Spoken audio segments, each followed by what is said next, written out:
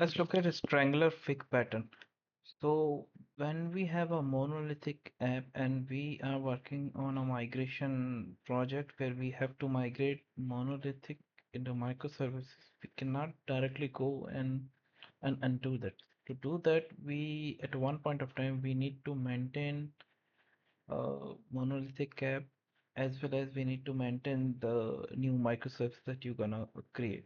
So as part of this pattern, what you do is you create whatever the new features you're gonna create, you create it as a microservices. And and if you're gonna move some of the feature from or from monolithic to microservice, suppose you decided some features you're gonna move it to the microservice. So what you will do is you create you move these features into a new microservice as depicted in the green here. At the same time, you will also maintain that features in monolithic. So how this will help you is you have a facade layer. So whenever user request comes to monolithic, you route some request to the existing features into a microservice and see how it behaves. If it behaves correctly, all requests for that particular service will go to the microservice newly created. Or if at all if it's a new feature, you're not gonna implement it in the monolithic, so you're gonna implement it into a newer microservice. So that obviously goes. But how this pattern works is slowly, you start decomposing your monolithic into microservices. There are various ways you're gonna do that. We will look into it in the next chapter. So that way, your monolithic will keep on shrinking with the time, and your services, the microservices count will keep on increasing. Green one you see is the new feature which is not available in monolithic. The yellow one you see the feature is available, but gradually you are moving user requests from monolithic to microservices. At some point of time, you gonna maintain both.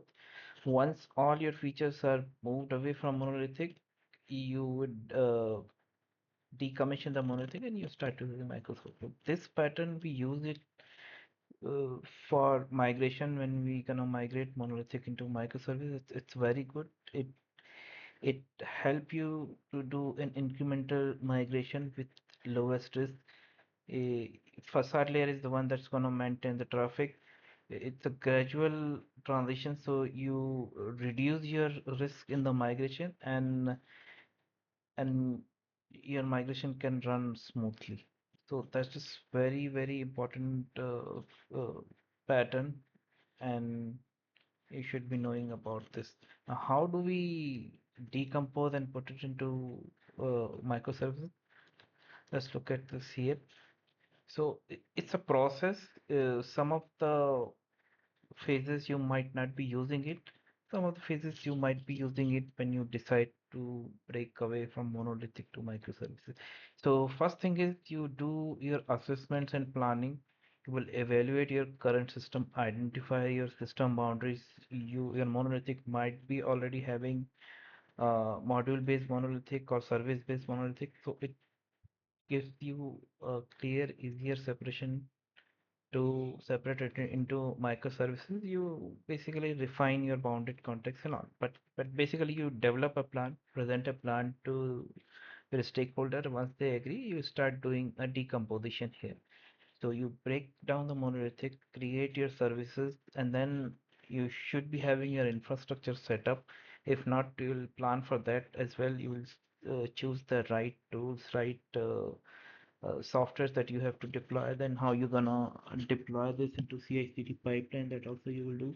And then this phase is like incremental migration where you start sending requests to a small number of requests to your new microservice, see how it behaves. If everything looks right, you move the traffic fully to your microservice and see how it behaves. And again, you start doing the same process uh, to iterate and divide more components into into your microservice architecture. Now, once this is done, you have to monitor and optimize this process. See how your monolithic applications are working as independent and working together with the other microservices. If there is any optimization required, you apply that optimization. This also will be iterative process. And then once this is done, then you there will be a scenario where you have to train your resources and inculcate the culture of microservices so that they start thinking in that way. They might be coming from monolithic SDLC development process to the microservice one. So we have to train our staff for some of the CI/CD pipeline setup, how what is the philosophy and all those things we have to um, guide the team. Then this culture you need to adopt. So these are some of the steps that you can follow. It's not hard and fast rules. Some of them you can omit, or some of them you can completely ignore, but you need to follow these. It is there in the literature. You can go ahead and read it.